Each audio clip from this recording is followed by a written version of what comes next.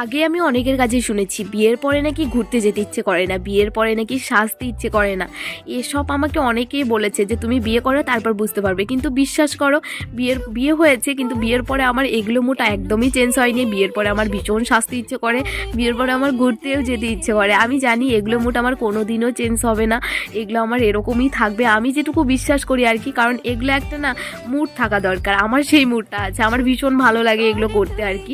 তো যাই হোক, এখন আর সেরকমভাবে ঘুরতে যাওয়া হয় না, আবার সেরকমভাবে সাজাও হয় না, সময়ই হয় না সেরকমভাবে।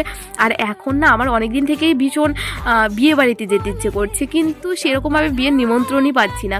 তোমাদের যদি কারো বিয়ে থাকে আমাকে নিমন্ত্রণ করো, মানে কারো বাড়িতে যদি বিয়ে থাকে আমার ভীষণ যেতে ইচ্ছে করছে বিয়ে বাড়িতে, কিন্তু এখন আর কারো বিয়েই লাগছে না।